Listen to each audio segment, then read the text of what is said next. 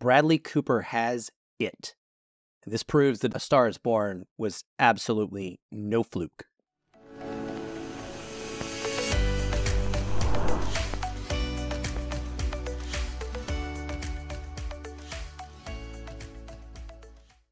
Well, welcome to Feel in Film, everyone. I'm Aaron White, your film critic here, and in this review, I will be discussing Maestro from Netflix. It stars Bradley Cooper, Carey Mulligan, Matt Bomer, Maya Hawke, and Sarah Silverman. It is directed by Bradley Cooper and written by Cooper and Josh Singer. Cinematography is by Matthew Libatique. It is edited by Michelle Tessereau, and music is by the late Leonard Bernstein. It runs 129 minutes and is rated R for some language and drug use. What's it about? This love story chronicles the lifelong relationship of conductor-composer Leonard Bernstein and actress Felicia Montealegre Cone Bernstein. First of all, as it goes for the direction by Bradley Cooper here, I was mesmerized by the presentation of this throughout. The shot composition, the distinct style of its black and white act versus its acts that are shot in color, and especially the way in which Cooper captures facial expressions up close of characters to help get at feelings and emotions that are perhaps going unsaid. I think Cooper's command over the craft in that regard just feels undeniable. And I really became swept up in a way in the relationship between Bernstein and his devoted wife, Felicia. Even though I very much did not like one of them and felt somewhat at an arm's length from the two characters because we only really get to know them as defined by their relationship to one another. Now, it says it right there in the movie's synopsis, but if you thought you were coming to this for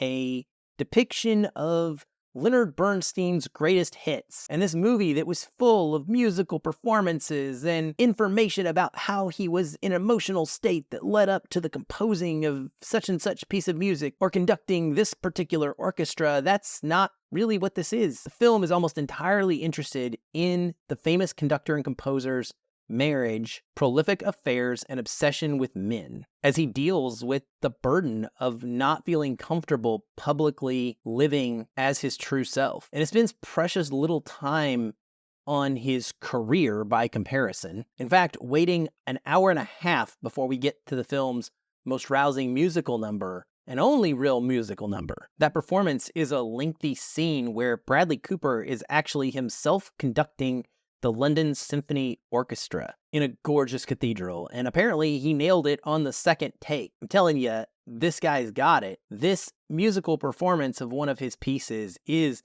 an absolute highlight in the film.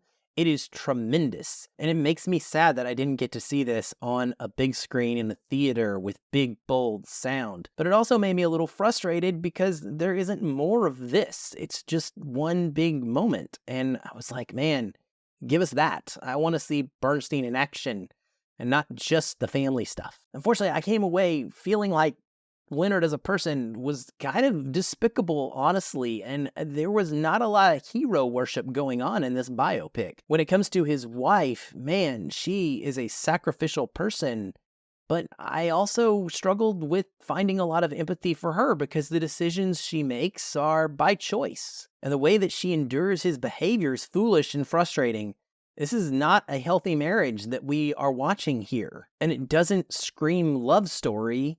It screams friendship, companionship, devotion, and partnership out of convenience. But that is what makes this a fascinating project, though, because it shows us a genius artist stripped down to the man he is when he's not on the podium. And all of the sacrifices that his wife and family and other people around him had to make in order to help him be able to achieve his goals. Performance-wise, both Cooper and Mulligan are tremendous and giving it their all. She is the main vehicle here for really any and all emotional attachment, and she dominates a heartbreaking third act that sees Felicia's health in rapid decline. I thought the supporting cast was a little unfortunately hit or miss.